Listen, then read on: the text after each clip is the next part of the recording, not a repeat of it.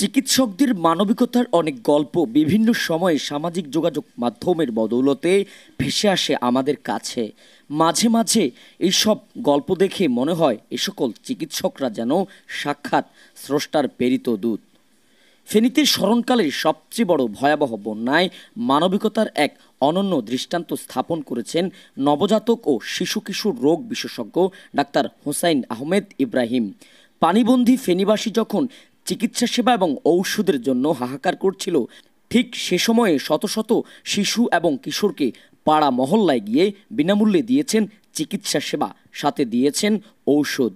নিজ জীবনের ঝুঁকি নিয়ে দাঁড়িয়েছেন অসহায় বানভাসী মানুষের পাশে।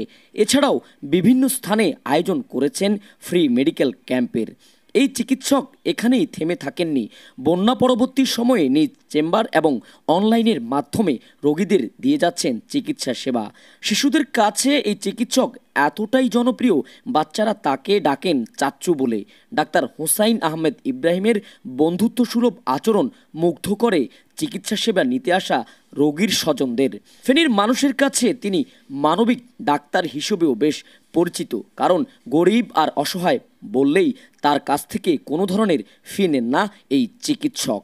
আসলে একজন মানুষ হিসেবে তো আসলে আমার প্রধান নৈতিক দায়িত্ব হচ্ছে মানুষের পাশে দাঁড়ানো। আর পাশাপাশি যেহেতু আমি একজন শিশু ডাক্তার, তা আমি মনে করেছি আসলে বন্যা পরবর্তীতে শিশুদের অবস্থা খুব একটা ঝুঁকির মধ্যে থাকে। সেই হিসেব করে সেই দায়িত্ব থেকে আমি আমার নিজস্ব উদ্যোগে প্রায় বন্যার যে প্রথম দিন যখন আশ্রয়কেন্দ্রগুলোতে মানুষ আশ্রয় নিয়েছে, যখন অনেকগুলো হাসপাতাল বন্ধ হয়ে গিয়েছে বা অনেক ডাক্তার চেম্বার করতে পারেনি, তখন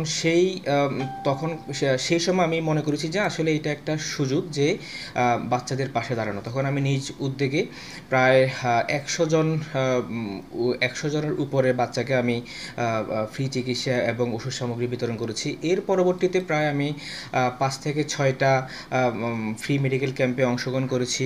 প্রায় 600 জনের উপর বাচ্চাকে আমি ফ্রি চিকিৎসা দিয়েছি। এর পাশাপাশি মোবাইলের মাধ্যমে, যেহেতু অনেক বাচ্চা বা মায়েরা বন্যা পানির কারণে আসতে পারেনি, সেই হিসেব করে আমি মোবাইল, হোয়াটসঅ্যাপ এগুলোর মধ্যে ফ্রি চিকিৎসা দেওয়া হয়েছে আর কি। ডাক্তার হোসাইন আহমেদ ইব্রাহিমের মতো অনেক মানবিক চিকিৎসক এবারের বন্যায় ফেনীবাসীর পাশে দাঁড়িয়েছে। এ সমস্ত চিকিৎসকদের আন্তরিকতা, ভালোবাসা আজীবন মনে রাখবে ফেনীবাসী।